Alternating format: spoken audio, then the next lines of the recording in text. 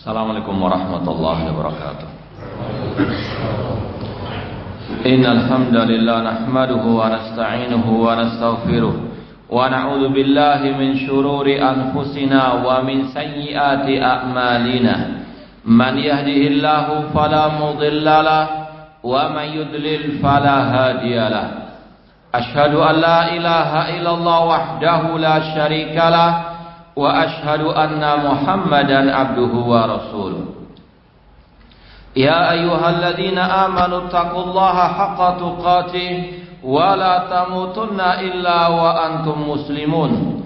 Ya ayyuhan nasu taqu rabbakumul ladzi khalaqakum min nafsin wahidah wa khalaqa minha zawjaha wa batha minhuma rijalan katsiran wa nisaa'a wattaqullaha alladzi tasaaluna bihi wal arham innallaha kana 'alaikum raqiba. Ya ayyuhalladzina amanu taqullaha wa qulu qawlan sadida yuslih lakum a'malakum wa yaghfir lakum dhunubakum wa man yuti'illaha wa rasulahu faqad faza fawzan 'azima. Amma ba'd, fa inna asaqal hadits kitabullah wa khairal hadi hadi Muhammadin sallallahu alaihi wasallam wa syarrul umuri muhdatsatuha wa kullu muhdatsatin bid'ah wa kullu bid'atin dhalalah wa kullu dhalalatin finnar. Ma'asal muslimin, ikhwani fillah wa akhwati rahmani wa rahimakumullah. Alhamdulillah, segala puji bagi Allah Subhanahu wa taala yang mempertemukan kita kembali dalam salah satu rumah Allah, dalam salah satu taman surga Allah yang ada di dunia ini. Semoga Allah Subhanahu wa taala mengumpulkan kita di taman surganya di akhir kelak. Tema kita pada pagi hari ini tadi sudah disampaikan, ambillah akidahmu dari Al-Quran dan Sunnah yang sahihah berdasarkan pemahaman para sahabat radhiyallahu ta'ala anhum jami'an. Sebetulnya ini adalah terjemahan dari judul buku karangan Asy-Syaikh Muhammad bin Jamil Zainu rahimahullah ta'ala yang kalau bahasa Arabnya khud aqidataka minal kitabi wa sunnati sahihah, ya, buku yang sangat amat ringkas namun padat isinya, yang bentuknya itu soal jawab. Kalau kita di Surabaya mengkaji buku itu, meskipun tidak rutin, sebagaimana kebiasaan kita kajian kitab, ya. Namun pada kesempatan ini kita nggak bahas buku itu, ya. Kita di sini akan membahas dari sisi yang lain, yaitu tentang masdarut talaqqi inda ahli sunnah wal jamaah, yaitu referensi belajar ilmu agama khususnya akidah menurut ahli sunnah wal jamaah. Ya, intinya sekali lagi sekarang ini intinya tentang referensi ahli sunnah dalam berakidah. Kalau memang ada waktu nanti kita akan bandingkan dengan referensi ahli bid'ah dalam berakidah, agar jelas mana kebenaran, mana kebatilan, mana petunjuk, mana kesesatan, mana cahaya, mana kegelapan, mana ahli sunnah, mana ahli al-bidah, dan apa ciri khas mereka, ahli sunnah ataupun ahli bid'ah tersebut. Ini insyaallah kita akan nukil dari sebuah buku yang berjudul An-Nubadh ala Syarih Sunnah lil Barbahari oleh Asy-Syaikh Abdullah bin Saleh Al-Ubailan. Buku ini sebetulnya adalah penjelasan atau syarah, ya, tentang kitab Syarah Sunnah karangan Imam Al-Barbahari. Dan insyaallah kita di Depok, di Masjid Asy-Syafi'i atau Syekh Hamad, insyaallah akan memulai mengkaji kitab tersebut, ya, kitab Syarah Sunnah karangan Imam Barbahari. Meskipun kita karena waktunya sangat amat terbatas. Kita hanya membaca matan dan kita akan istilahnya meramu syarahnya dari berbagai referensi syarah-syarah kitab tersebut. Di antaranya buku ini An-Nubal ala Syarih Sunnah lil Barbahari oleh Syekh Abdullah Al-Ubailan, salah satu masyayikh salafiyin di Saudi Arabia, dan buku ini dimurajaah oleh Syekh Abdul Aziz Al-Syekh Mufti Arab Saudi hafizahumullah taala. Jadi sekali lagi penjelasan ini berkaitan dengan referensi Ahlussunnah dalam berakidah. Judulnya tadi, ambillah akidahmu dari Al-Quran dan Sunnah Sahihah, tentunya berdasarkan pemahaman para salafus saleh. Meskipun buku ini sebetulnya tidak lengkap tidak menjelaskan semua kitab syarah sunnah karang Imam Barbahari, cuma sebagian matanya saja. Di halaman 42 beliau membahas manhaj Ahlussunnah wal Jamaah fil akidah. Manhaj Ahlussunnah wal Jamaah dalam berakidah. Di sini ada 6 poin secara umum, secara global. Yang pertama, hasruhum limas dari talaqi fi babil i'tiqad ala kitabillah wa sunnati Rasul sallallahu alaihi wasallam. Ahli sunnah hanya berdasarkan Al-Quran dan sunnah Rasul SAW yang sahihah dalam berakidah. Di situ kita tekankan hanya berdasarkan Al-Quran dan sunnah sahihah dalam berakidah. Contoh tentang tauhid asma wa sifat. Kita tidak bisa menentukan ini nama Allah, ini sifat Allah, kecuali berdasarkan ad-dalil. Dari mana dalil itu? Al-Quran dan sunnah wahyu ilahi. Karena akidah secara umum berkaitan dengan hal-hal yang gaib. Tentang sifat Allah, tentang surga neraka, tentang malaikat. Ini masalah gaib. Tidak mungkin kita tahu kecuali dari apa? Wahyu. Qul la ya'lamu man fis samawati wal ardil ghaiba illallah. Katakan wahai Nabi Muhammad, tidak ada yang tahu yang gaib di langit maupun di bumi kecuali Allah. Kita tidak tahu yang gaib kecuali dari wahyu Allah Subhanahu wa taala. Baik dari ayat ataupun dari hadis yang sahih. Contoh misalnya tentang sifat Allah, Kata Imam Ahmad rahimahullah, la yusafallahu illa bima wasafallahu bihi nafsahu au ma wasafa bihi Rasulullah sallallahu alaihi wasallam. Kita tidak boleh mensifati Allah kecuali dengan apa yang Allah sifatkan dirinya dengannya atau yang disifatkan oleh Rasulnya sallallahu alaihi wasallam. Kemudian kata Imam Ahmad, la natajawazul kitab wa sunnah. Tidak boleh kita melampaui Al-Quran dan sunnah Rasul sallallahu alaihi wasallam. Ini manhaj Ahlussunnah dalam berakidah. Hanya berdasarkan Al-Quran dan sunnah. Nanti akan disampaikan kalau ada waktu.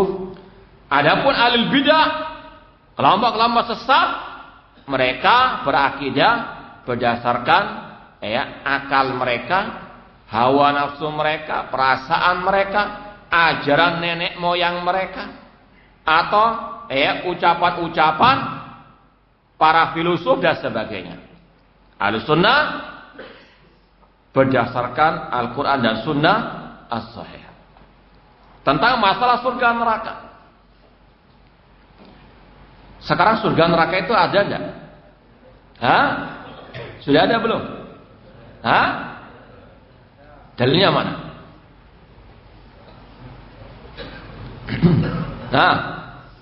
Antum Ahlussunnah bukan?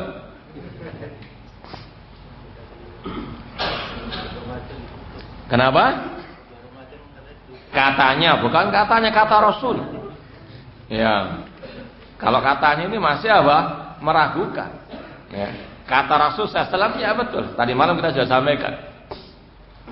Dalilnya dari ayat wasari'u ila magfiratin min rabbikum wa jannatin arduha samawati wal ardu uiddat lil muttaqin.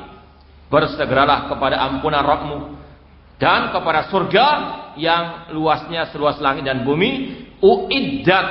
Di situ kalau bahasa Arabnya pakai fi'il madhi, yang telah disediakan bagi orang-orang yang bertakwa. Surga kata Allah sudah uiddat, sudah disediakan, sudah diciptakan, sudah ada. Ya, ini akidah Ahlussunnah. Tidak berkata dalam masalah akidah khususnya kecuali berdasarkan dalil dari ayat ataupun dari hadis yang sahih atau dari hadis yang sahih. Hadis tadi disebutkan Rasul mengatakan idza dakhala Ramadan atau idza ja'a Ramadan futihat abwaabul jannah. Ketika datang bulan Ramadan dibukakan pintu-pintu surga. Futihat itu telah dibuka, ya. Wa ghuliqat abwaabuna an-niran dan telah ditutup pintu-pintu apa? Neraka. Dan itu yang dibahas oleh para ulama dalam akidah Ahlussunnah wal Jamaah atau dalam kitab-kitab akidah bahwasanya al-jannatu wan-nar maujudatanil an. Surga dan neraka itu sudah ada sekarang. Ya. Berbeda dengan kelompok sesat yang namanya Mu'tazilah. Yang mengatakan surga dan neraka itu sekarang tidak ada. Belum Allah ciptakan. Apa dasar mereka? Akal.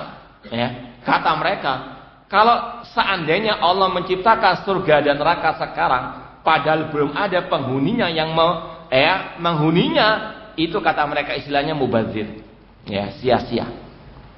Menurut akal tidak layak Allah menciptakan surga dan neraka sekarang. Apa dasar mereka? Akal-akalan, ya. Ini sekali lagi bedanya Ahlussunnah dengan ahli bidah. Dan kalau mau dibahas lagi kata para ulama, Ahlussunnah itu mereka al ilmu qoblal qouli wal amal. Ilmu sebelum berkata, sebelum beramal. Ya. Mereka belajar dalil dulu baru meyakini, ya. Berdalil kemudian apa? Berilmu. Kalau ahli bid'ah berkata dulu, beramal dulu, baru cari apa? Dalil. Ya. Ini bedanya Ahlussunnah dengan ahli al-bid'ah. Namun intinya tadi Ahlussunnah dalam berakidah berdasarkan Al-Quran dan Sunnah Rasulullah SAW yang sahih. Tentang misalnya Allah ada di mana? Ya, Allah ada di mana? Alal arsy istawa, di atas ars. Ya. Dalilnya mana? Ar-Rahman alal arsy istawa. Allah ada di atas langit. Allah ada di atas semua makhluknya. Dalilnya wa huwal aliyul azim, Allah Maha tinggi, subhana rabbiyal a'la. Aamintum man fis sama, apakah kalian merasa aman dari zat yang di atas langit, yaitu Allah azza wa jalla, ya. Dalilnya kata para ulama tentang Allah ada di atas, ya, itu lebih dari 1000 dalil. Satu saja cukup, apalagi lebih dari apa? 1000. Ini adalah apa? Akidah Ahlussunnah berdasarkan dalil. Kalau al-bid'ah pakai akal-akal. Wah, kalau Allah ada di atas berarti Allah butuh dengan ars. Ini semuanya apa? Berdasarkan logika. Enggak sami'na wa saddaqna kepada ayat dan hadis Rasul sallallahu alaihi wasallam. Kalau kata orang Jawa itu mereka al-bid'ah itu ngeyel. Tahu ngeyel? Tidak mau langsung percaya membenarkan ayat dan hadis Rasul sallallahu alaihi wasallam. Ahlussunnah mereka berdalil, kemudian mereka berakidah. Mereka al-ilmu qabla qaul amal. Ilmu yaitu dalil sebelum berucap, sebelum mereka beramal. Contoh yang lain, masalah akidah. Ya, di antara akidah yang dibahas oleh Ahlussunnah dalam kitab-kitab akidah yaitu masalah menyikapi pemimpin kaum muslimin. Ya. Bahwasanya wajib kita mendengar dan taat kepada pemimpin kaum muslimin, ya. Bagaimanapun kezaliman mereka, wajib kita menghormati mereka. Tidak boleh kita mencaci maki mereka. Mana dalilnya? Buahnya. Ya. Coba lihat dalam kitab Sahih Bukhari, ada bab ya Kitabul Ahkam. Ada pula dalam Sahih Muslim Kitabul Imarah, hadis-hadis tentang masalah menyikapi pemimpin kaum muslimin lengkap sudah, ya. Kalau kita ringkas, wajib kita membaiat mereka. Ini sudah sering kita sampaikan di berbagai tempat. Ringkasnya, wajib membaiat. Mana dalilnya? Rasul mengatakan, man mata walaysa fi unuqi bai'ah mata mitatan jahiliyah. Barang siapa yang mati di lehernya tidak ada baiat. Kepada siapa baiat itu? Kepada pemimpin kaum muslimin. Entah khalifah, entah raja, entah presiden. Yang penting dia sudah menguasai negeri kaum muslimin. Dia seorang muslim, wajib kita baiat. Tidak ada baiat kepada pemimpin ormas atau kepada ketua takmir. Tidak ada. Yang ada kepada apa? Pemimpin kaum muslimin. Yang kedua, wajib kita menghormati. Mana dalilnya? Rasul mengatakan, man akrama sultanallah akramahullah. Barang siapa menghormati pemimpinnya, Allah akan menghormatinya. Yang ketiga, dilarang mencaci maki atau merendahkannya. Mana dalilnya? Rasul mengatakan, wa man ahana sultanallah ahanahullah. Barang siapa yang menghinakan pemimpinnya, Allah akan menghinakannya. Dan Anas bin Malik, seorang sahabat Rasul, pernah berkata, nahana kubara'una min ashabir Rasul sallallahu. Kami dahulu dilarang oleh para senior-senior dari sahabat Rasul sallallahu alaihi wasallam. Apa larangan mereka? Kata para sahabat yang senior-senior itu, kata Anas bin Malik, la tasubbu umara'akum. Jangan mencaci maki pemimpin kalian. Ini adalah apa?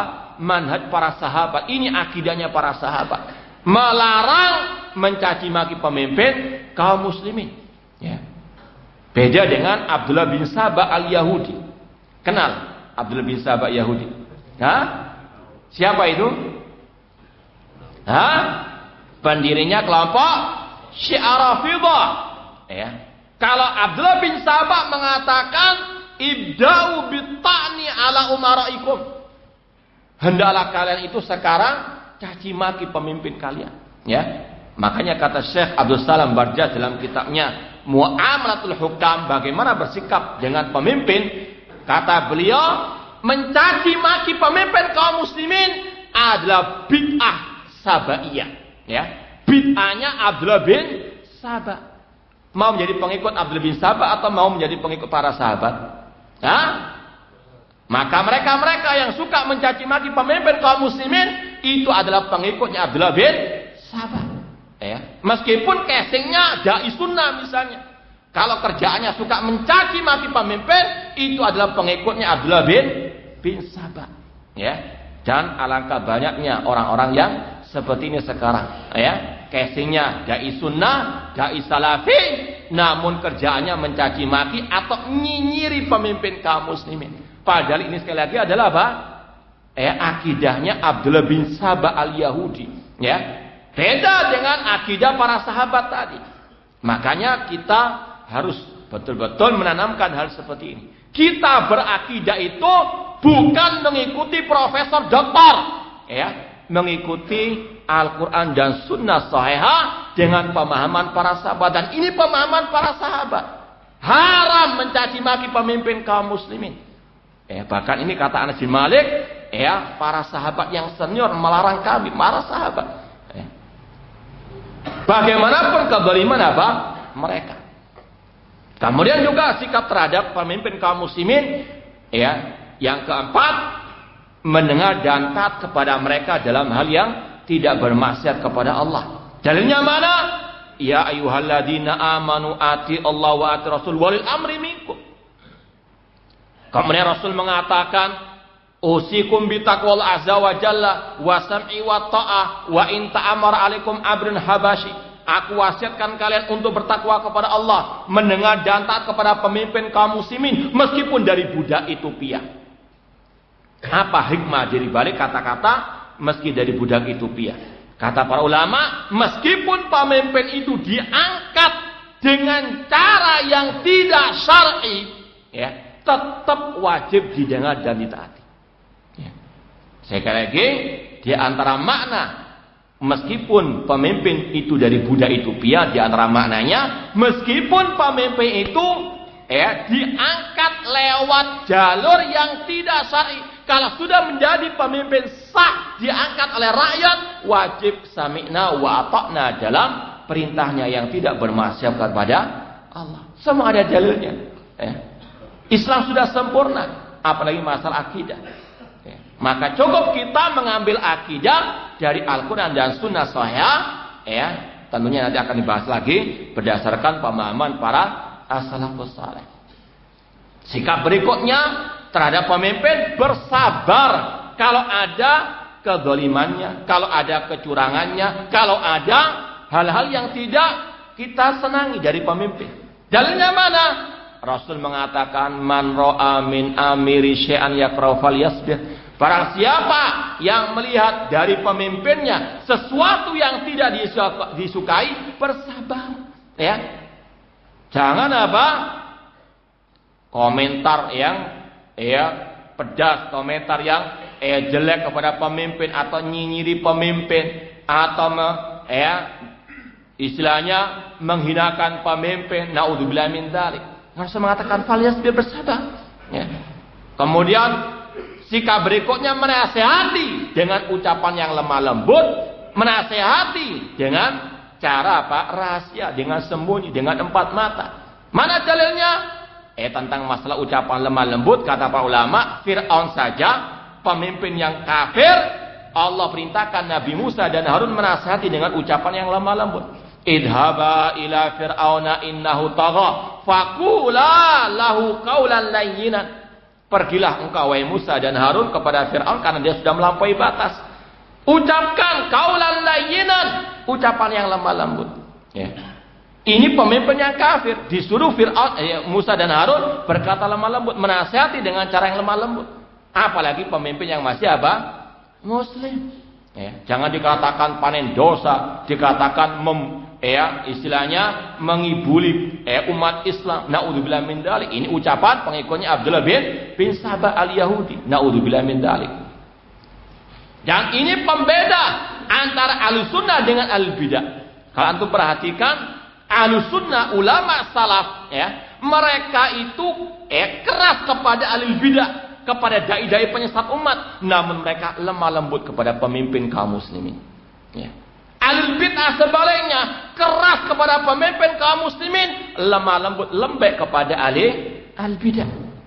Antum bisa lihat mana itu Al-Sunnah, mana Al-Bid'ah dari salah satu bab ini. Kalau keras kepada pemimpin, mencaci maki, dan sebagainya, namun lemah lembek. Jika hanya dikasih lili sama kopi saja sudah memuji-muji Al-Bid'ah misalnya, baru dipuji oleh Al-Bid'ah saja sudah membesar-besarkan Al-Bid'ah. Naudzubillah min dzalik. Ini sekali lagi adalah pembeda antara Al-Sunnah dan Al-Bid'ah. Al-Sunnah sekali lagi mereka lemah lembut kepada pemimpin kaum muslimin, dalilnya tadi. Kemudian kalau kepada Al-Bid'ah keras, kepada kelompok sesat keras. Sebagaimana Rasul demikian kepada kelompok Khawarij, Rasul mengatakan idza laqitum faqtuluhum, jika kalian wahai pemerintah, pemimpin kaum muslimin, aparat keamanan bertemu dengan mereka yang membuat onar dari kelompok Khawarij, faqtuluhum, bunuh mereka.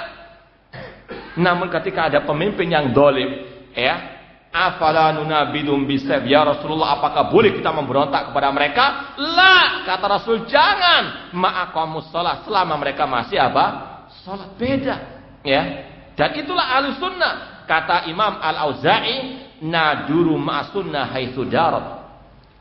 Kita berputar, berjalan bersama dalil kemana dalil itu berputar. Kenapa Ahlussunnah keras kepada Al-Bidah? Berdasarkan dalil tadi. Rasul keras, para sahabat keras kepada Al-Bidah. Namun kepada pemimpin lemah lembut. Kenapa? Dalil. Dan itu sekali lagi ciri Ahlussunnah. Berputar bersama dalil, ayat ataupun hadis yang sahih. Kemana dalil itu berputar. Dalil mengharamkan, kita mengharamkan. Dalil menghalalkan, kita menghalalkan, dan seterusnya. Di sini diantaranya demikian. Kepada pemimpin, kita wajib kalau mau menasihati dengan lemah lembut, dengan cara rahasia. Dalilnya mana? Rasul mengatakan man arada an yansaha li sultanin fala yubdi alaniyatan. Barang siapa yang ingin menasihati pemimpinnya, fala yubdi alaniyatan, jangan di hadapan umum. Jelas hadisnya. Kalau ada yang mengatakan, lu kan ada riwayat dari sebagian salaf yang mereka menasihati di hadapan umum. Seandainya ada, kita katakan, ya ayyuhalladzina amanu la tuqaddimu baina yadayillahi wa rasul. Wahai orang beriman, jangan mendahulukan ucapan siapapun di atas ucapan Allah dan Rasul sallallahu alaihi wasallam. Ya, sebagaimana al-bid'ah kan sering demikian. Sudah ada dalilnya, mereka ngorek-ngorek ucapan-ucapan sebagian ulama atau ulama salaf untuk melegalkan kebid'ahan mereka. Contoh, kan ada bid'ah hasanah dalam Islam. Buktinya apa? Umar bin Khattab mengatakan ni'mal bid'atu hadhihi. Ya. Sebaik bid'ah adalah ini, itu salat tarawih. Imam Syafi'i mengatakan al bid'ah bid'atan. Bid'ah ada dua, bid'ah yang mahmudah terpuji, bid'ah mazmumah. Bagaimana menurut antum? Ada enggak bid'ah hasanah? Hah? Loh, ini ucapan Umar loh ya. Ini ucapan Syafi'i. Gimana menurut antum? Hah? Kita kembali kepada referensi akidah Ahlussunnah. Apa itu? Akidah diambil dari Al-Quran dan Sunnah Sahihah. Yang menentang menyelisihinya siapapun wajib ditolak. Ya, kita katakan kita menghormati Umar bin Khattab, namun kita lebih menghormati siapa? Ar-Rasul SAW. Itu perintah Allah. La tuqaddimu baina yadayhi wa rasuli. Kita menghormati Imam Syafi'i, namun kita lebih menghormati siapa? Ar-Rasul sallallahu alaihi wasallam. Ya. Sekali lagi, ini yang harus kita tanamkan dalam diri kita. Kita berakidah berdasarkan dalil. Makanya antum itu jangan, istilah orang Jawa, ganggi saja. Oh, ada makalah, tulisannya doktor, masya Allah, tapi isinya apa? Omong kosong aja. Hanya apa? Istilahnya rekayasa otaknya saja, pemikirannya saja. Nulis tanpa dalil, tanpa ayat, tanpa hadis yang sahih, tanpa pemahaman para salafus saleh, namun dengan dalil ijtihad. Naudzubillah min dzalik. Nas sudah jelas, dalil sudah ada. Maka kita sekali lagi timbang semuanya dengan qala Allah wa qala ar-Rasul sallallahu alaihi wasallam. Terutama di zaman yang penuh dengan syubhat seperti ini. Syubhat bukan hanya dari al-bidah, namun juga dari sebagian orang yang mengatasnamakan dirinya sebagai dai-dai sunnah. Ininya sekali lagi harus betul-betul kita punya pedoman. Kita beragama, kita berakidah, dalilnya qala Allah wa qala Rasul sallallahu alaihi wasallam. Semua ucapan manusia ditimbang dengan qala Allah wa qala Rasul sallallahu alaihi wasallam. Nah, kita lanjutkan. Poin yang kedua, kata beliau, ihtijajuhum bisunnati sahihah fil akidah. Mereka berhujjah dengan hadis-hadis yang sahih dalam berakidah. Ini ditekankan, ini penekanan takkid ya. Tadi sudah disebutkan berdasarkan Al-Quran dan hadis. Namun di sini lebih ditekankan hadis yang mana? Hadis yang as-sahih. Ya. Karena banyak bertebaran hadis-hadis yang dhaif, yang lemah, hadis-hadis yang palsu, yang maudhu. Maka wajib berhati-hati. Rasul sendiri sudah menwarnir, sudah memperingatkan, man kadzaba alayya muta'ammidan falyataba'u maq'adahu minan nar. Barang siapa yang sengaja berdusta atas namaku, maka siapkanlah tempat duduknya di dalam api neraka. Rasul sudah mengisyaratkan akan ada orang-orang yang berdusta atas nama beliau, menyebarkan hadis-hadis yang lemah atau palsu, khususnya dalam masalah al-aqidah.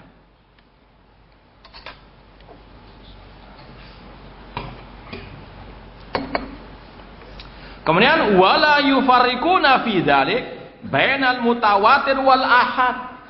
Dan Ahlussunnah wal Jamaah dalam berakidah tidak membedakan antara hadis yang mutawatir dengan hadis ahad. Hadis ahad itu hadis yang kurang lebih dikatakan sedikit periwayatannya, perawinya. Mungkin perawi dari Rasul itu cuma satu sahabat, tabi'in cuma satu, tabi'in cuma satu, atau dua misalnya. Itu namanya hadis ahad. Ya, nanti akan ada pembagiannya ya hari saat tersebut. Cuma intinya hadis yang sedikit periwayatannya atau perawinya tidak sampai kepada hadis mutawatir. Ya. Kata alil bid'ah ya, seperti kelompok Hizbut Tahrir mengatakan hadis ahad tidak boleh dipakai dalam masalah akidah.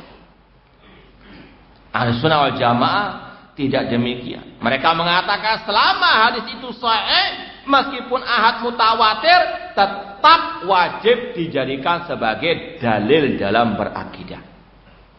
Karena apa? Ya karena dalil. Karena Allah mengatakan wa ma atakum rasulun fakhudhu. Apa yang Rasul ajarkan ambillah. Allah enggak mengatakan ambil yang mutawatir saja, tidak, ya. Dan Rasul juga telah mempraktekkan hal itu.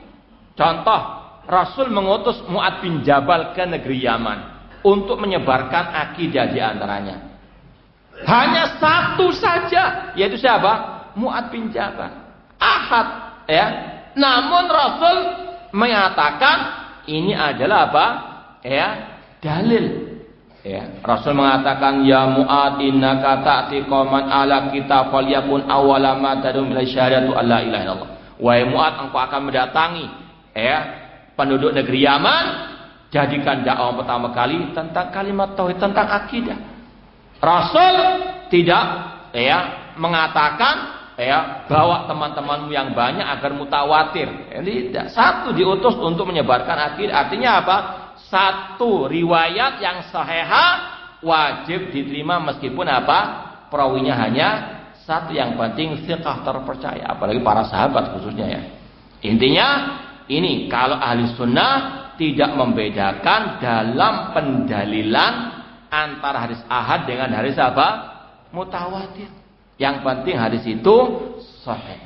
Nah, makanya di antara hujjal bid'ah menolak misalnya tentang hadis adab, tentang adab kubur, bahkan yang mutawatir untuk membodohi umat, mereka mengatakan ini tidak benar adanya adab kubur, ini enggak benar adanya dajjal, kan hadisnya ahad. Padahal hadisnya apa? Mutawatir. Cuma untuk membodohi umat pakai kata-kata tadi hadis ahad, ya. Padahal hadisnya mutawatir. Seandainya pun ahad, tetap ahli sunnah membenarkan akan akidah tersebut. Ya. Ininya sekali lagi, hati-hati. Ini diantara apa? Pembeda antara ahli sunnah dengan ahli bid'ah. Ahli sunnah berakidah berdasarkan hadis yang sahih, meskipun hadisnya apa? Ahad. Nah, kata beliau, wa ma warada fi kutubi minal ahadits allati fiha maqal fala yuriduna lit ta'sil wa inna lil istisna atau lil istinas kama annam yuriduna bi asanidiha. Kalaupun ada di dalam kitab-kitab ulama ya hadis-hadis yang cacat ya, yang ada cacatnya, yang lemah ya, itu mereka sebutkan bukan untuk sebagai landasan utama ya. Landasan utama mereka akidah sahih adalah apa? Hadis yang sahih. Namun kalau seandainya ada hadis yang dhaif, itu terkadang mereka menyebutkan untuk ya sampingan saja, lil istinas ya, untuk sampingan saja, yang utama hadis yang sahih ya. Itu pun kalau mereka sebutkan hadis yang lemah atau hadis yang ada cacatnya, mereka sebutkan dengan ya sanadnya, periwayatannya, jalan periwayatan ya, agar orang-orang itu ya meneliti bahwa ini adalah hadis yang lemah.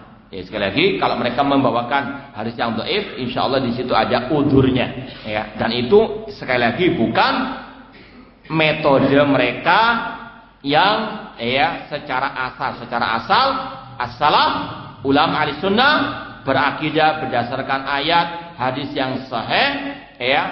Nanti sampaikan poin yang ketiga berdasarkan pemahaman para as-salafus saleh. Ya, pindah poin yang ketiga. Fahmuhum lin nusus mabniun ala fahmis sahabah.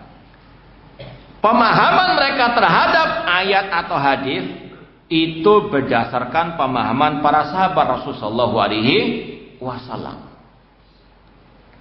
Contoh masalah tadi tauhid asma wa sifat ya.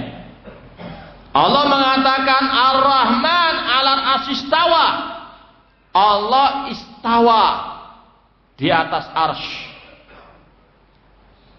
Ahli bid'ah mengatakan istawa maknanya istaula, menguasai.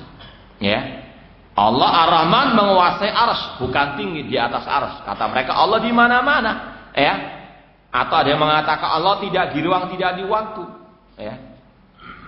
Adapun istawa artinya kata mereka menguasai.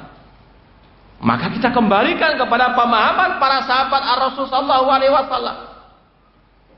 Kata Imam Ibnu Qayyim rahimahullah dalam kitab beliau Mukhtasar As-Sawa'iqil Mursalah lil Musili, kata beliau tidak ada satu sahabat pun, satu salaf pun, tidak ada satu ulama ahli bahasa Arab yang mengatakan istawa bermakna istaula. Ya. Bahkan ada disebutkan oleh Imam Nuqaim dalam kitab tadi, bahkan pernah suatu saat ahli bid'ah itu ngelobi, ya, ngelobi pakar bahasa Al-Arabi, ya, dilobi agar dicarikan referensi dalil istawa maknanya istaula. Paham? Ini tadi yang kita sampaikan. Ahli bid'ah itu ngomong dulu baru apa? Cari dalil. Ya. Di antaranya di sini ada kisah Imam Nuqaim disebutkan. Ya. Ada ahli bid'ah mendatangi pakar ahli bahasa untuk mencarikan di mana referensi istawa maknanya istaula dari mungkin syair-syair kuno bahasa Arab. Ada enggak? Untuk mereka jadikan apa? Dalil. Kata Al-Arabi, kata salah seorang tadi pakar bahasa Arab zaman waktu itu, kata dia lan tajid walan tajid, ya. Enggak mungkin engkau dapat istawa maknanya apa? Istaula, ya. Makanya kata Al-Imam Abul Hasan Al-Asy'ari, ya. Imam Abul Hasan Al-Asy'ari dalam kitabnya Risalah ila Al-Saghar, orang pertama, kelompok pertama yang mengatakan istawa maknanya istaula adalah kelompok Jahmiyah. Tidak ada para sahabat mentafsirkan istawa dengan istaula. Ya, dan mereka para sahabat Rasulullah SAW, ya, ketika melewati ayat-ayat tentang istawa al-arsy, Allah bersemayam atau Allah tinggi di atas arsy, tidak pernah mereka mentafsirkan dengan istaula.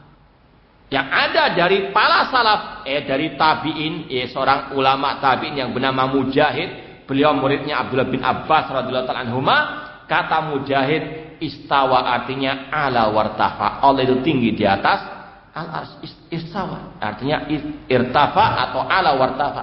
Ya. Jadi ini adalah akidah Ahlussunnah wal Jamaah. Tidak memahami ayat atau hadis kecuali berdasarkan apa? Qala Allah wa qala Ar-Rasul SAW dengan pemahaman para sahabat. Contoh yang lain, kelompok Khawarij, mereka ketika membuat teror, mereka membuat keonaran, membuat kegaduhan, pembunuhan, pembantaian terhadap kaum muslimin. Sebabnya apa? Karena pemikiran yang sesat tentang ayat dan hadis.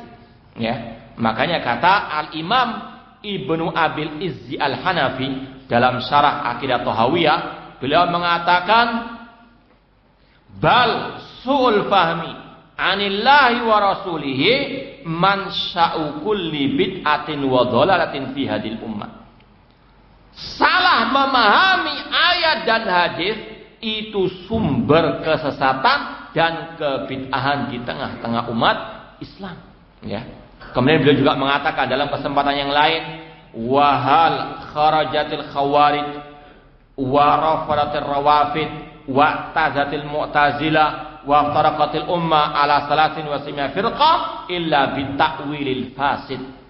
Tidaklah kelompok khawarij memberontak, tidaklah kelompok Syiah Rafidah menolak kekhalifahan Abu Bakar wa Umar radhiyallahu anhuma, tidaklah kelompok Mu'tazilah mereka menyimpang, tidaklah umat terpecah menjadi 73 kelompok kecuali sebab utamanya at-ta'wilul fasid, salah mentafsirkan, salah memahami ayat ataupun hadis.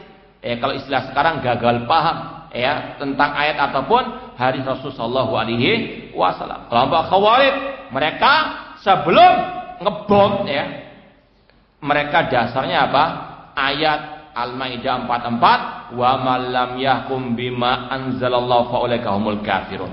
Barang siapa yang tidak berhukum dengan hukum Allah maka kafir. Kata mereka, ini ayatnya jelas fa ulaika humul kafirun. Mereka pahami dengan apa? Otak mereka sendiri. Dari pengkafiran itu muncullah apa? Peledakan, pengeboman dan sebagainya, menghalalkan darah kaum muslimin. Apa sebab utamanya? Salah mentafsirkan ayat.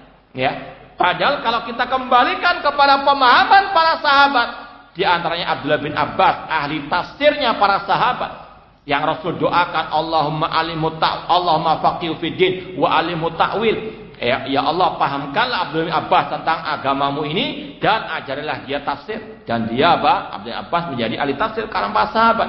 Di antaranya karena doanya Rasul sallallahu alaihi wasallam.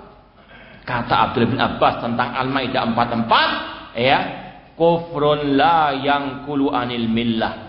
Itu kekafiran yang tidak mengeluarkan dari al-Islam. Ya.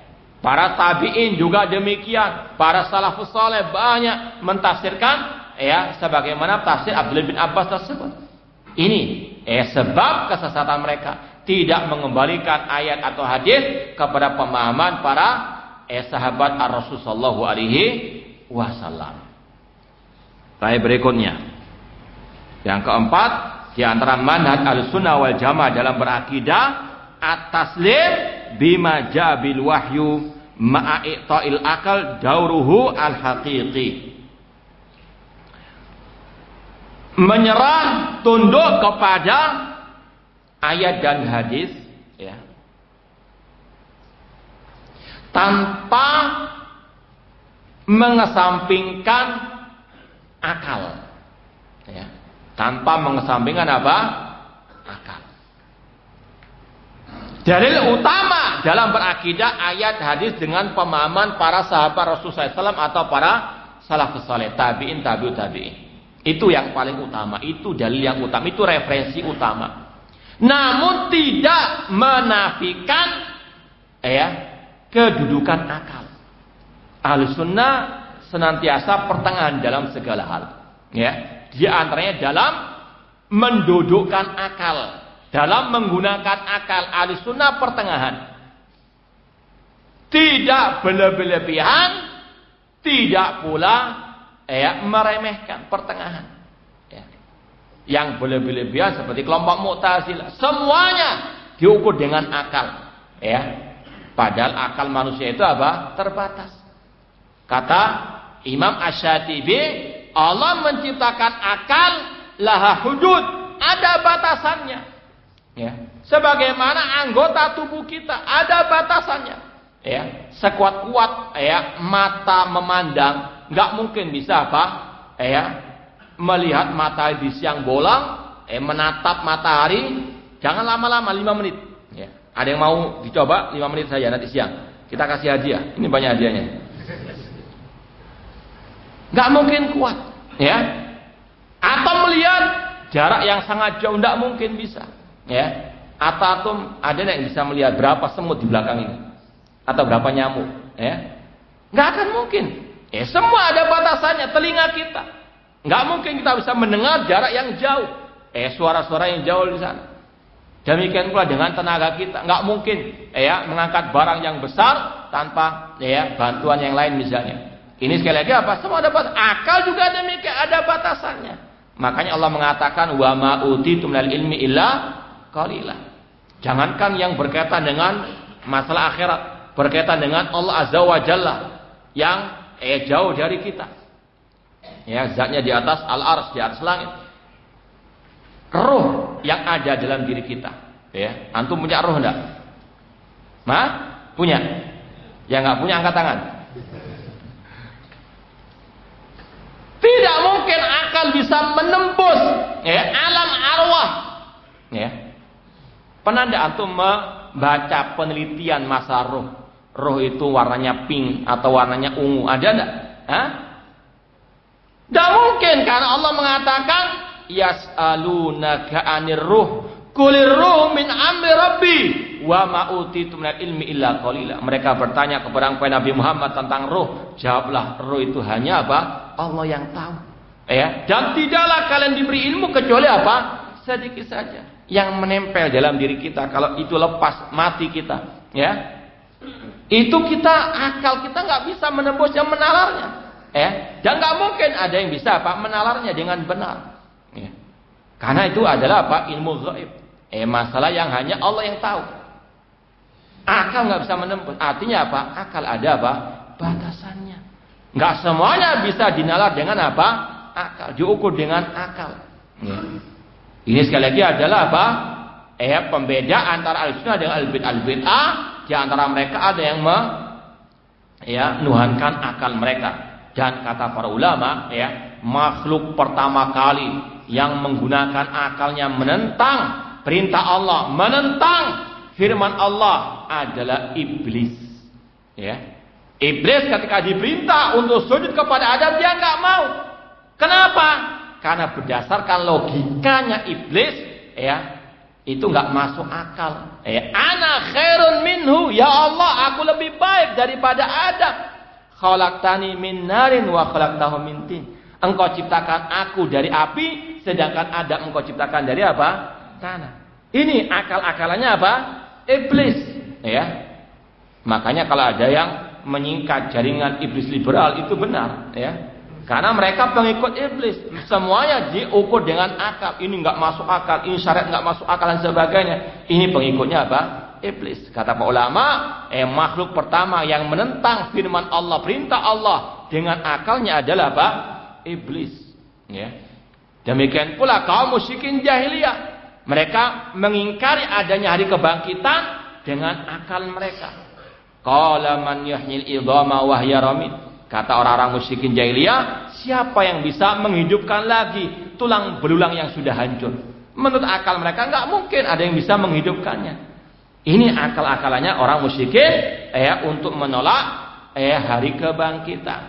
Makanya orang mukmin pertengahan, mereka tidak berlebihan dalam menggunakan akal sebagaimana iblis, sebagaimana orang musyrikin jahiliyah, dan tidak pula sebagaimana orang-orang yang menanggalkan akalnya, nggak pakai otak, nggak pakai akal dalam apa?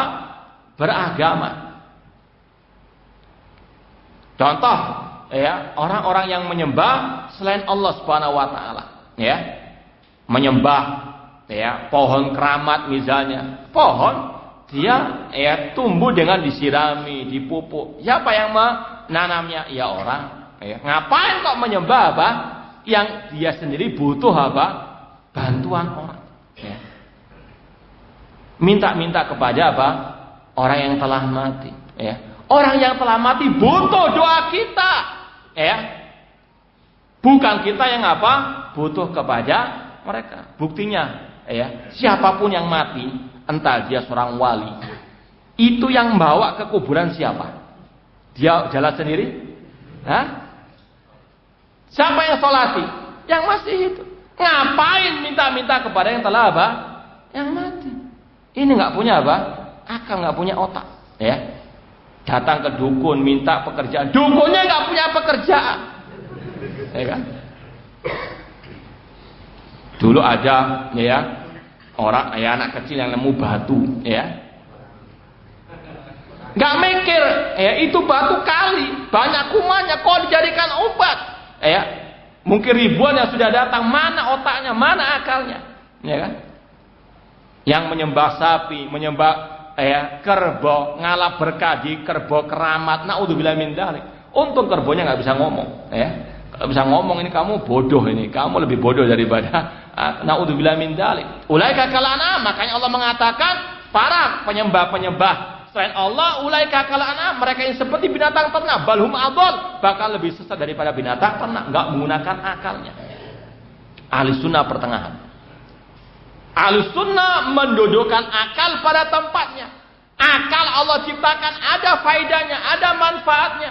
Di antaranya untuk mentadabburi alam semesta. Allah mengatakan inna fi khalqis samawati wal ardi wa ikhtilafil laili wan nahar la ayatin liulil albab. Sesungguhnya dalam pencipta langit dan bumi, pergantian malam dan siang, ada tanda-tanda kekuasaan Allah bagi yang apa?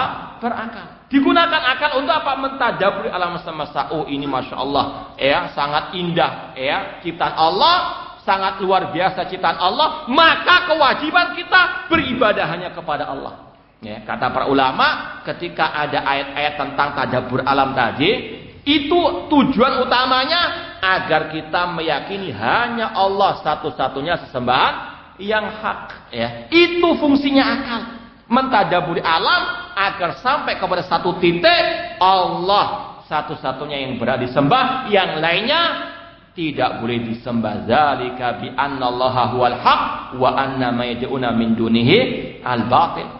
Demikian itu Allah satu-satunya sembahan yang hak, selain Allah adalah sesembahan yang batil. Itu fungsi akal, Fungsi akal untuk mentauhidkan Allah. Fungsi akal untuk mensupport, mendukung Al-Quran dan Sunnah Rasulullah SAW dengan pemahaman para salafus as-salih, bukan malah menentang ayat dan hadis Rasulullah SAW.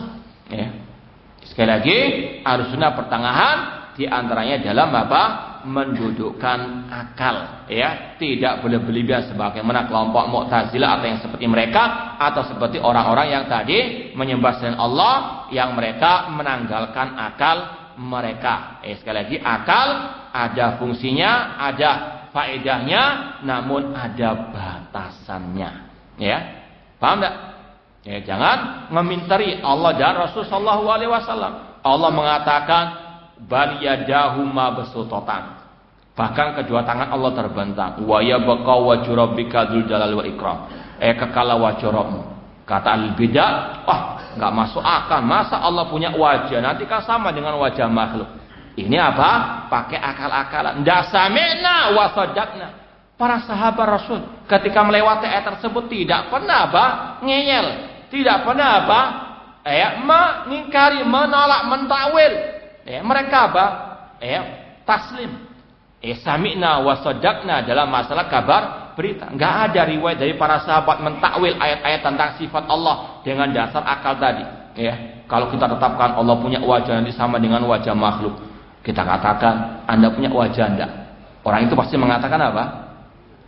Punya enggak? Kalau enggak punya ya inna lillahi wa inna ilaihi raji'un. Kalau dia mengatakan iya saya punya wajah, yang di kebun binatang itu punya wajah enggak? Apakah kalau kita katakan kepada dia untuk melazimkan membantah orang tersebut, apakah sama wajah Anda dengan orang di kebun binatang? Kalau dia mengatakan iya sama, alhamdulillah. Kalau mengatakan ya nggak sama, kalau antara makhluk saja Anda dengan yang di kebun binatang punya wajah, namun Anda nggak terima kalau dikatakan sama, apalagi Allah, Al-Khaliq dengan makhluk. Sama kata-katanya wajah dan wajah. Namun antara Khaliq dengan makhluk beda. Laisa kamitslihi syai'un, tidak ada yang sama dengan Allah sesuatu apapun. Walam yakun lahu kufuwan ahad. Persamaan dalam kata tadi enggak menyamakan dalam apa hakikatnya. Tetapkan apa adanya, Allah punya wajah namun enggak sama dengan wajah makhluk, selesai masalah. Jangan diotak-atik. Nanti kalau kita tetapkan Allah punya wajah nanti sama dengan wajah makhluk, berarti bukan maknanya wajah namun maknanya zat. Kita kejar lagi. Ahlussunnah mengatakan, kalau kalian mengatakan Allah punya zat, makhluk punya zat enggak? Makhluk punya zat enggak? Punya, berarti Anda juga sama menyerupakan Allah dengan apa? Makhluk. Beda zat Allah dengan zat makhluk. Demikian pula wajah Allah enggak sama dengan wajah. Itu aja kok repot. Itulah akidah Ahlussunnah, simpel sudah. Tetapkan Allah punya wajah namun enggak sama dengan wajah makhluk. Sebagaimana kata Imam Abu Hanifah rahimahullah, wa sifatuhu kulluha khilafu sifatul makhlukin. Semua sifat Allah enggak sama dengan sifat makhluk. Ya'lamu laka ilmina. Allah punya sifat ilmu namun enggak sama dengan ilmu kita. Ilmunya Allah tidak didahului oleh ketidaktahuan dan tidak akan diiringi oleh kelupaan. Adapun ilmunya makhluk, dulunya jahil, dulunya tidak tahu, wa kana insanu dzaluman jahula. Sudah belajar, besok sudah apa? Jangankan besok, sekarang sudah lupa. Betul enggak? Mau dites? Bahkan yang lebih parah, lupa kalau dia dulunya nggak tahu, ya kan? Kadang pura-pura alim, naudzubillah min dzalik. Itu ilmunya manusia, sama ilmu. Kita punya ilmu, Allah punya ilmu. Namun nggak sama. Hakikat ilmu Allah dengan ilmu kita. Ilmu Allah luas, ilmu kita terbatas. Sama dengan sifat yang lain. Allah punya wajah, namun nggak sama dengan wajah makhluk. Kata Imam Abu Hanifah tadi, ya'lamu laka ilmina. Allah punya ilmu, kita punya ilmu, namun nggak sama. Wa yara laka ru'yatin. Allah punya sifat melihat, namun beda dengan penglihatan kita. Maka demikian seterusnya. Semua sifat Allah tetapkan apa adanya tanpa disamakan dengan apa? Makhluk taslim. Ini para sahabat, para salafus saleh, yaitu apa? Sami'na wa saddaqna. Kata Imam Asy-Syafi'i rahimahullah, amantu billah wa bima ja'anillah ala muradillah. Aku beriman kepada Allah dan dengan apa yang Allah kabarkan sesuai dengan apa yang dikehendaki oleh Allah. Wa amantu bi Rasulillah wa bima ja'ana Rasulillah ala muradi Rasulillah. Aku beriman kepada Rasulullah dan dengan apa yang diberitakan oleh Rasulullah sesuai dengan yang dikehendaki oleh Rasulullah sallallahu alaihi wasallam. Itu at-taslim para sahabat Rasulullah sallallahu selalu pasal sebagaimana kisah Abu Bakar As-Siddiq ketika diberitahukan tentang kisah Rasul Isra wal Mi'raj. Orang-orang musyrikin ingin memprovokasi para sahabat. Itu lihat sahabatmu Muhammad SAW, nabimu ceritakan tentang hal yang enggak masuk akal, yaitu tentang masalah Isra wal Mi'raj. Enggak gimana mungkin dari Masjidil Haram ke Masjidil Aqsa dalam satu malam, ditambah lagi naik ke langit yang ketujuh, enggak masuk akal kata mereka. Kata Abu Bakar As-Siddiq, kalau yang Rasul kabarkan itu pasti apa? Pasti benar. Makanya beliau diberitahukan tentang apa? As-Siddiq. Ini sekali lagi, ini sikap Ahlussunnah, mana Ahlussunnah dalam berakidah at-taslim, tunduk patuh menyerah kepada dalil tanpa tadi mengesampingkan kedudukan apa? Akal. Makanya Ali bin Abi Thalib mengatakan, "Lau kana dinu birra'yi, lakana asfalul khuffi aula bil masi min a'la." Seandainya agama itu dengan akal, maka yang paling utama dibasuh ketika wudhu pakai sandal, pakai sepatu atau kaos kaki, itu yang mana? Yang bawah secara asal, kan tempat yang kotor secara akal, Namun karena agama dengan dalil, yang dibasuh apa? Yang di atas. Ini sekali lagi pembeda antara Ahlussunnah dengan ahli al-bidah. Kata beliau, fa innal adillah qad takunu sam'iyyah wa qad takunu aqliyah. Nabba alaiha asyara. Dalil dalam berakidah menurut Ahlussunnah itu terkadang dengan ayat hadis dan ditambah dengan apa? Dalil akal. Contoh masalah tauhid, tauhid al-rububiyah. Ahlussunnah sering kadang dalil ayat hadis, dalil secara akal. Contoh tentang masalah tauhid rububiyah. Dalil ayat banyak, alhamdulillah rabbil alamin. Bahkan orang musyrikin mengakui rububiyah Allah.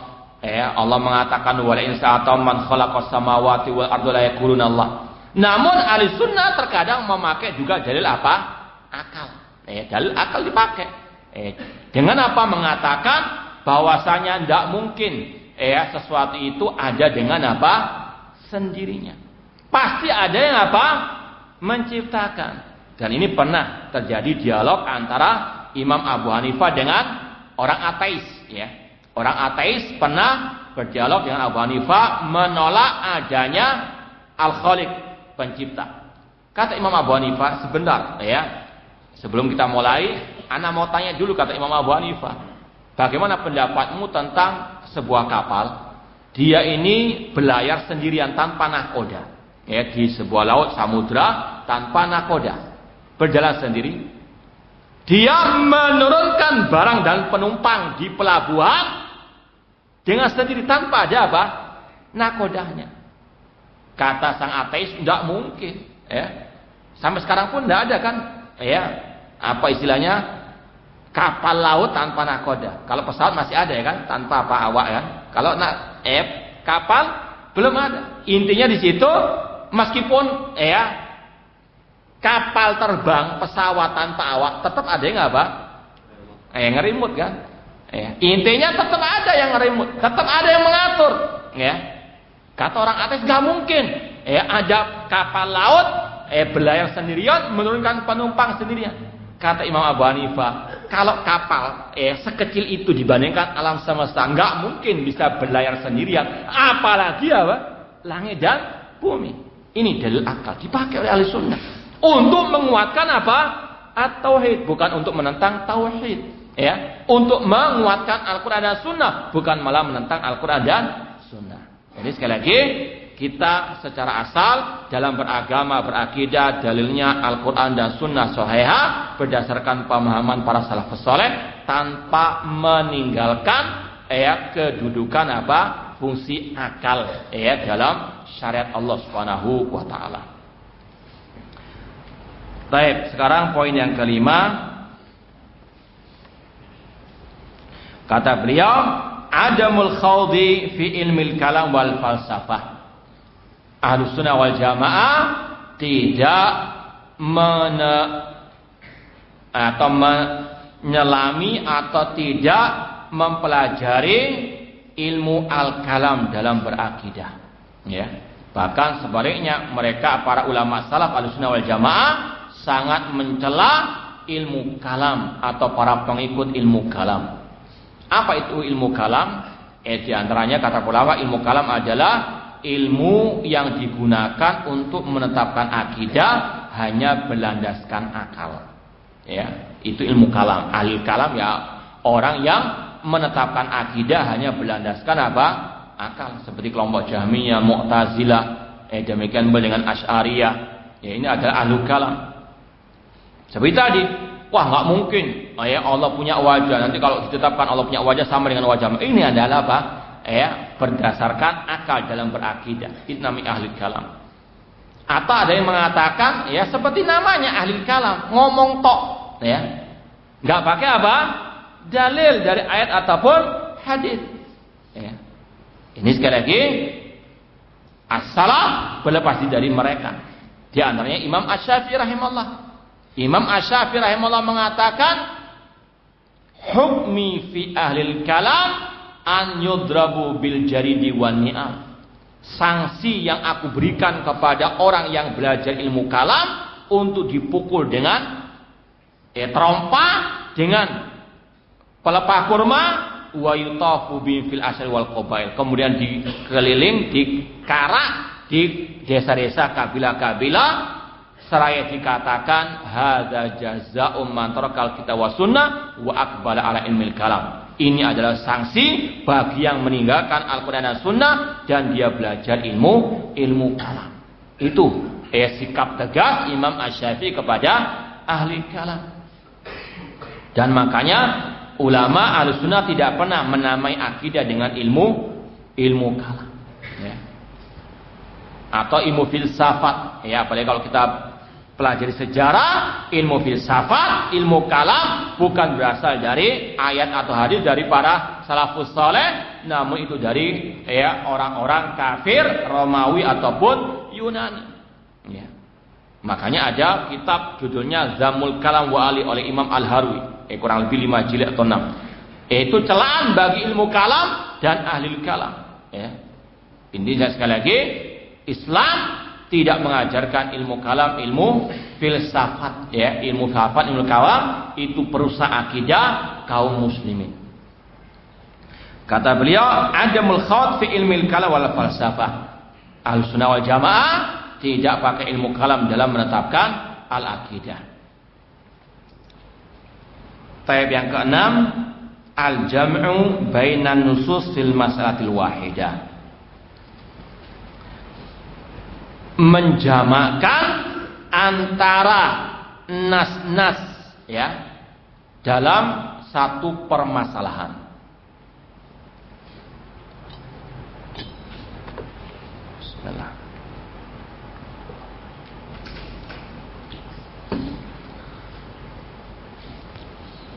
Contoh masalah tauhid asma wa sifat.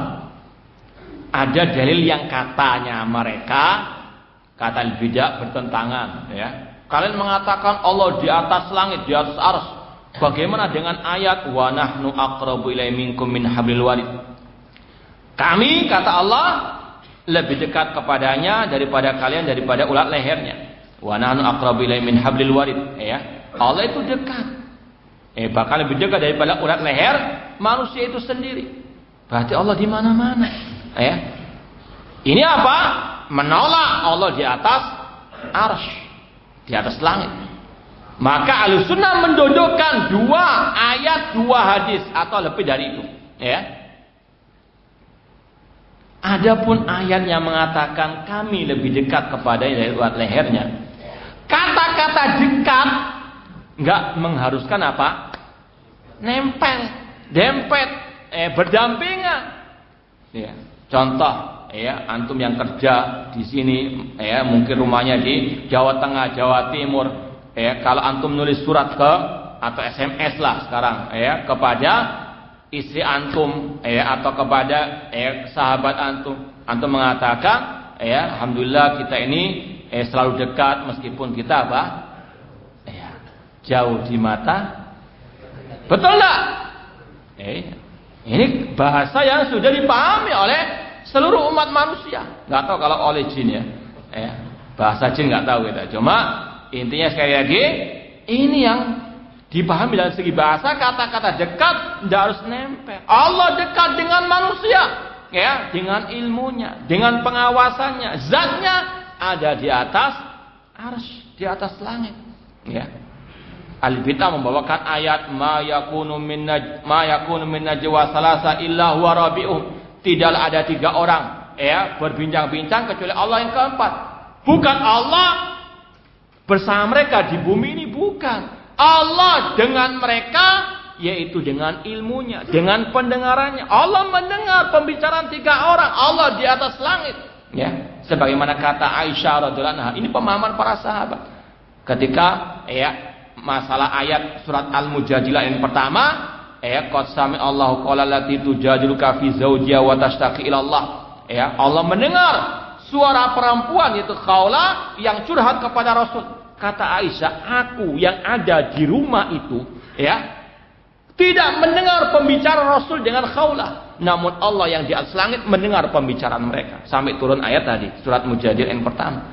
Itu pemahamannya siapa? Aisyah radhiyallahu anha, bahwasanya Allah mendengarkan ucapan mereka meskipun Allah ada di atas apa? Langit. Ini menggabungkan 2 nas. Ayat yang mengatakan Allah di langit dengan ayat yang mengatakan Allah dekat. Enggak bertentangan. Allah dekat dengan ilmunya, zatnya ada di atas apa? Langit. Dan itu yang Allah sebutkan juga dalam surat Al-Hadid, kalau enggak salah ayat yang keempat, ayat yang kelima, Allah mengatakan huwallazi khalaqas samawati wal arda fi sittati ayyamin tsumma stawa 'alal arsy. Dialah Allah yang menciptakan langit dan bumi dalam 6 masa. Kemudian Allah tinggi di atas arsy. Ya, ini zatnya di atas apa? Al-arsy. Kemudian Allah mengatakan ya'lamu ma yarju fil ardi wa ma yakhruju minha wa ma yanzilu minas sama' wa ma yaruju fiha. Allah tahu apa yang turun ke bumi dan apa yang naik dari bumi. Allah tahu apa yang turun dari langit dan apa yang naik ke atas langit. Kemudian Allah mengatakan, ya, wa huwa ma'ahum aina makanu. Allah bersama mereka di mana saja mereka berada. Bersama dengan apanya? Dengan apanya? Ilmunya Allah. Zatnya di atas langit. Ya, arti bersama enggak harus apa? Nempel. Ya. Bersama enggak harus dempet atau berdampingan. Allah di atas langit, namun ilmunya bersama kita, pengawasannya, penglihatannya, pendengarannya. Ini Ahlussunnah wal Jamaah menjamakkan antara apa? Nas-nas yang mungkin dirasa apa? Saling kontradiksi. Ada pula, ya, syubhat dari ahli bidah, kelompok harokah khususnya, dan juga dari sebagian kita, ya. Antum, ya, mengatakan haram, ya, misalnya pemilihan yang tidak syar'i. Namun kalian sekarang ini gembar-gembor ati Allah wa ati Rasul, ya. Kita katakan seperti tadi, karena Rasul mengatakan, ya, as-sam'u wa ta'a, wajib mendengar dan taat kepada pemimpin, wa in ta'amara alaikum abdun habasyi, meskipun dari budak apa? Ethiopia. Kita menolak semua yang menyelisih syariat Allah. Cuma ketika ada pemimpin yang sudah diangkat, Rasul mengatakan asam wa ta'a wa in ta'amara alaikum abdun habasyi, dan jelas Rasul mengharamkan kudeta terhadap pemimpin kaum muslimin. Ya, sebenarnya masih banyak pembahasan masalah ini karena keterbatasan waktu mungkin kita nggak bisa menyampaikan masalah manhaj al-bid'ah dalam berakidah. Cuma intinya sudah kita sampaikan tadi kurang lebihnya 6 poin tadi yang termasuk manhaj al-sunnah dalam berakidah. Lawannya, kebalikannya, itulah manhajnya al-bid'ah. Al-bid'ah hanya memakai akal, perasaan, atau istilah sekarang itu suka baper, kan? Kemudian mereka ketika pakai ayat, pakai hadis, itu hanya sampingan. Itu pun mereka pahami berdasarkan akal-akalan mereka semata. Mereka juga hanya berdalil dengan ilmu kalam dan seterusnya. Sekali lagi, ini pembeda antara al-sunnah dengan al-bid'ah. Wallahu taala a'lam. Semoga bermanfaat. Semoga Allah senantiasa memberikan taufik dan hidayah kepada kita untuk senantiasa berpegang dengan manhaj al-sunnah wal jamaah sampai akhir hayat kita nanti.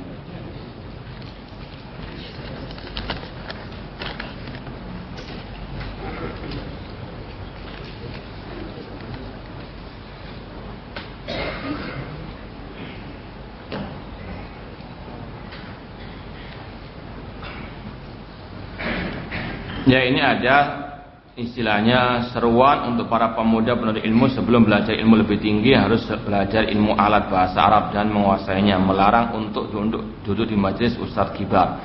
Kita katakan kita pertengahan dalam segala hal. Memang betul kalau mau paham ilmu agama harus dengan bahasa Arab. Bahkan ulama seperti Imam Syafi'i, Syekhul Islam Taimiyah rahimahullah mewajibkan penuntut ilmu belajar bahasa Arab. Karena apa? La yatimul wajib la bi fa huwa wajib. Belajar ilmu agama itu wajib dan tidak mungkin kita sampai kepada ilmu agama yang sebenarnya tanpa belajar bahasa Arab. Cuma untuk melarang orang nggak bisa bahasa Arab duduk di majelisnya para istilahnya ustadz kibar, ini yang tidak dibenarkan. Orang belajar kepada para tadi ustadz yang kibar, apalagi ustadznya bahasa Indonesia, kan? Kenapa kok dilarang orang itu belajar kepada ustadz tersebut yang tidak bisa bahasa, yang orang itu nggak bisa bahasa Arab? Kecuali kalau dia belajar kepada para ulama yang bahasanya bahasa apa? Arab. Gimana mau belajar kalau dia nggak tahu bahasa Arab? Meskipun juga tidak dilarang secara mutlak. Mungkin mendengar untuk membiasakan dia, apalagi belajar bahasa Arab. Intinya sekali lagi kita pertengahan. Memang betul kalau orang itu mau tahu paham betul agama Islam yang benar harus berdasarkan tadi bahasa Arab. Kan Al-Quran dengan bahasa Arab, hadis dengan bahasa Arab, kitab-kitab ulama dengan bahasa Arab. Kalau ada terjemahan itu sebagian kecil saja. Namun jangan sampai melarang orang itu misalnya duduk di majelisnya seorang ustadz yang ustadz itu memakai bahasa Indonesia. Silahkan duduk, jangan dilarang. Nah,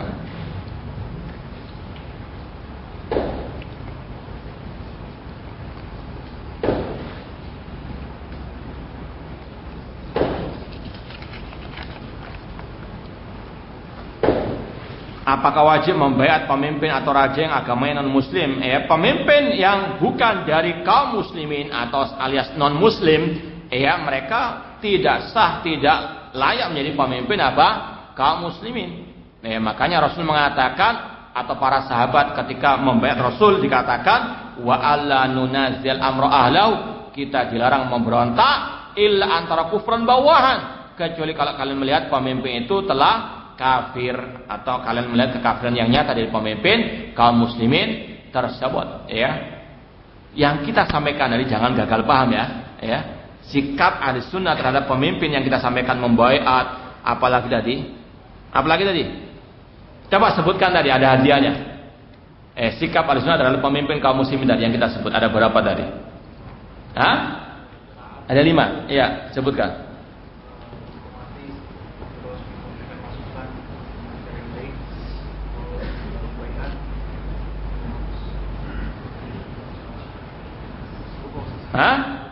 Itulah ilmunya manusia. Tapi tidak apa-apa dapat hadiah ya. Ya, alhamdulillah. Baik. Siapa lagi yang bisa menjawab lengkap? Inilah ya Masya Allah, kedudukan as-sunnah dalam syariat Islam. Masya Allah. Ya. Tidak boleh menggunakan pemimpin di depan hadapan umum, tidak boleh mencela, tidak boleh merendahkan, dan tidak boleh memberontak, tidak boleh mencaci maki, mendemo, mencela, sama aja. Ya sudah Pak Abdullah. Iya, jazakumullah khairan. Baik.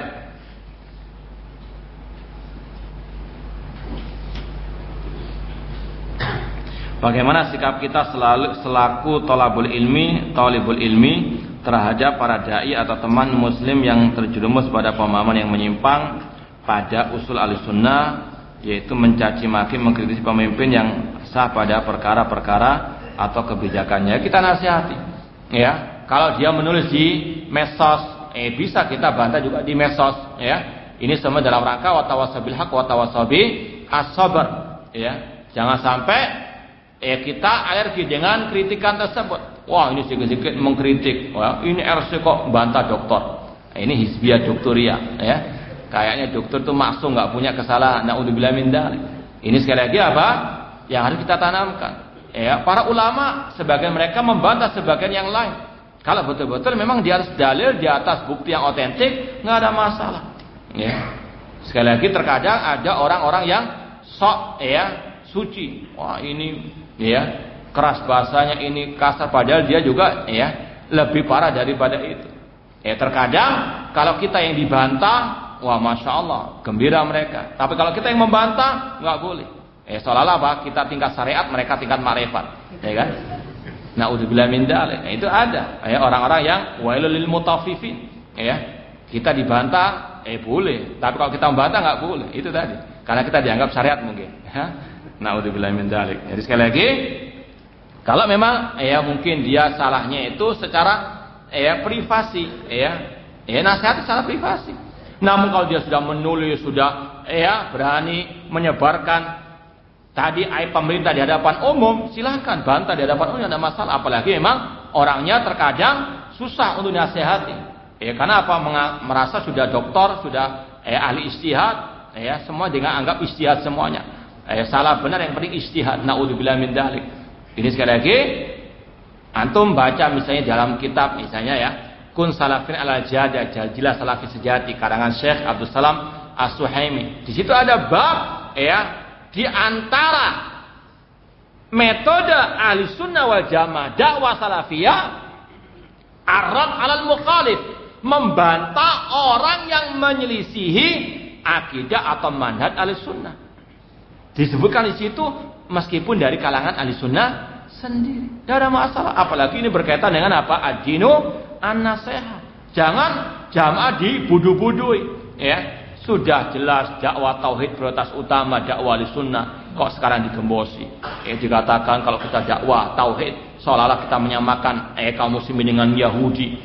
Itu zalim berdakwah tauhid di tengah kaum. Naudzubillah min dzalik. Ini perlu dibantah, ya. Karena apa? Ini merusak akidah manhaj Ahlussunnah wal Jamaah yang sudah terang benderang sebetulnya. Ya. Dulu kita dakwah salafi itu adem ayem, tidak ada yang apa? Ya, jadi politikus, ya. Sekarang muncul politikus tidak adakan. Perlu dibantah. Karena apa? Ini merusak dakwah as-salafiyah. Ini harus ditasfiyah. Nggak bisa dibiarkan. Ya. Maka sekali lagi kita harus betul-betul waspada, harus tetap tadi kembali kepada masdar talaqi inda Ahlussunnah wal Jamaah. Referensi dalam kita apa? Berakidah atau bermanhaj juga. Nah, berarti akidah manhaj seorang akan nampak ketika terjadi fitnah itu. Apa? Akidah manhaj seorang akan nampak ketika terjadi fitnah. Oh iya, bahwasanya akidah seseorang itu akan muncul, akan nampak ketika adanya fitnah, itu ujian dan cobaan, ya. Seperti orang secara umum, ya. Secara umum demikian kita ketika enggak ada apa-apa, enggak kelihatan kita itu taat kepada Allah atau tidak, ya. Namun ketika ada ujian baik kenikmatan ataupun musibah, itu akan nampak. Makanya Allah mengatakan Alif Lam Mim ahasiban nasu an yutraku ayaqulu amanna wa hum la yuftanun. Alif Lam Mim. Apakah manusia mengira dibiarkan mengatakan kami beriman sedangkan mereka tidak diuji? Walaqad fatanna alladziina min qablihim fala ya'lamanna Allahu alladziina shadaqu wa la ya'lamannal kadhibin. Dan sungguh Allah telah menguji mereka, orang-orang sebelum mereka, dan Allah tahu siapa yang jujur dalam keimanannya dan siapa yang dusta. Dengan adanya berbagai macam tragedi, fitnah dan sebagainya, terutama di negeri kita, akan kelihatan mana salafi sejati, mana salafi imitasi, ya. Semua dengan apa? Fitnah tersebut. Al-fitnah kata para ulama tughorbil, mengayak, menfilter, ya. Makanya sekali lagi harus kita tetap istiqomah di atas akidah dan manhaj as-salaf. Bagaimana sikap kita kepada para dai yang keras pada perkara-perkara furu dan lemah di perkara usul Ahlussunnah? Ini kebalik. Ini yang sudah apa? Salah.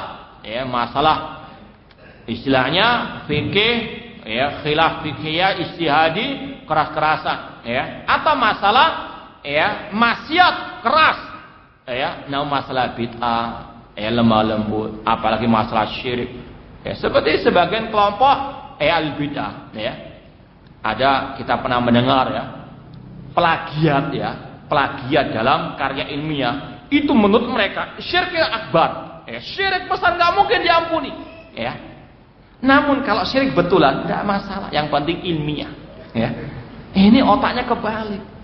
Dalam Islam ada skala prioritas. Inna syirka la dzulmun azim, Syirik kedzaliman yang paling besar. Orang yang jatuh ke dalam kesyirikan itu yang paling dasar dosanya. Korupsi atau koruptor itu berdosa, namun masih di bawah, sangat jauh kesyirikan. Innallaha la yaghfir an yushraka bihi wa yaghfir ma duna dzalika liman yasha. Orang sekarang kan kalau melihat koruptor itu kayaknya apa? Sudah finari jahannam khalidan fiha, enggak ada ampun sudah, Namun kalau melihat orang yang menyembah berhala, menyembah kuburan keramat, wah ini wali, Masya Allah, dibalik semuanya, Orang yang mengkritik pemimpin, di hadapan umum, ini pahlawan Islam, berani dia, Padahal dia yang apa? Menyelisihi akidah Ahlussunnah, menyelisihi wasiat Rasul sallallahu alaihi wasallam. Yang mengkritik ahli bid'ah dikatakan, oh ini terlalu keras, ini radikal, Naudzubillah min dzalik. Sekarang ini hati-hati, semua diputar balikan. Hati-hati. Tadi seperti tadi, yang kita dianggap syariat, mereka makrifat. Nah,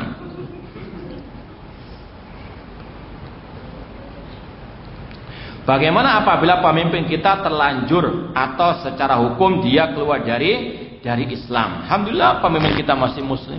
Jangan khayal, Jangan berkhayal. Ini orang-orang suka khayal, Nah,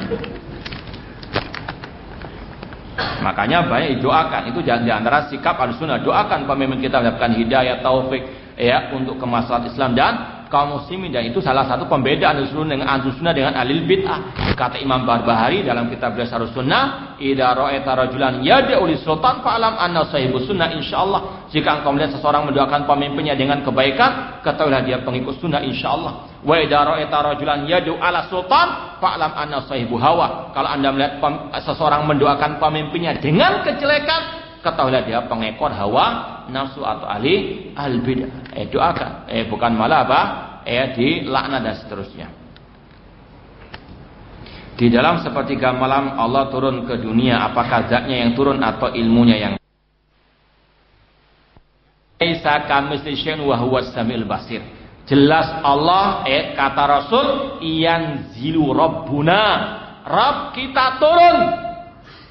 Zatnya Allah, Enggak ada ulama Ahlussunnah mengatakan yang turun rahmat itu al-bid'ah yang mengatakan, atau ilmunya, kita katakan Rabb, Allah mengatakan, Rasul mengatakan yanzilu rabbuna, Rabb kita turun ke langit dunia sepertiga malam terakhir. Loh kok bisa? Ini sekali lagi jangan pakai apa? Otak-otakan, pakai akal-akalan. Imani sudah. Allah turun ke langit dunia, dan turunnya Allah enggak sama dengan turunnya makhluk. Selesai masalah. Duh, katanya di atas. Allah sanggup, kata para ulama, di atas arsy dan dia turun. Duh, kok bisa? Sekali lagi akal tinggalkan. Anda memikirkan akal Anda, roh Anda saya nggak sanggup, apalagi kita katakan tetap Allah itu zatnya selalu fil ulu. Itu sifat dzatiyah. Kalau kita pelajari lebih dalam lagi, sifat ketinggian bagi Allah itu sifat dzatiyah yang selalu ada, ya. Tidak mungkin terlepas daripada sifat ulu karena Allah wahwal ali, ya. Namun Allah sanggup, ya, turun ke langit dunia sepertiga malam terakhir. Lu kan sepertiga malam terakhir terus berputar. Kita katakan Allah ala kulli syai'in qadir. Jangan pakai akal, jangan dikiaskan dengan antum. Ya, imani apa adanya. Allah fil ulu, Allah di atas aras, namun dia sepertiga malam terakhir turun ke langit dunia, selesai sudah. Ya. Itu semuanya muncul pertanyaan-pertanyaan seperti itu atau seperti ini gara-gara tadi tasbih, menyerupakan Allah dengan apa? Makhluk pakai akal-akalan. Lu kok bisa? Ya, ini mengkiaskan Allah dengan makhluk. Makanya intinya, ya, kiat untuk kita selamat dalam pembahasan ini, pahami betul ayat surat Asy-Syura ayat yang ke-11, laisa kamitsli syai'un wa huwas samiul basir. Tidak ada sesuatu pun yang serupa dengan Allah. Ya. Ketika kita melewati ayat tentang sifat-sifat Allah dalam ayat atau hadis, langsung ingat ayat ini. Allah enggak sama dengan makhluk, selesai sudah. Ya. Paham? Nah, ini butuh memang penjelasan lebih lanjut, terus diulang-ulang karena banyak syubhat di luar sana, ya. Bahkan ini juga syubhat tadi ini. Ya. Cukup atau lanjut? Cukup ya? Ya, wallahu a'lam, kurang lebihnya mohon maaf. Wa jazakumullahu khairan atas perhatiannya. Wassalamualaikum warahmatullahi wabarakatuh.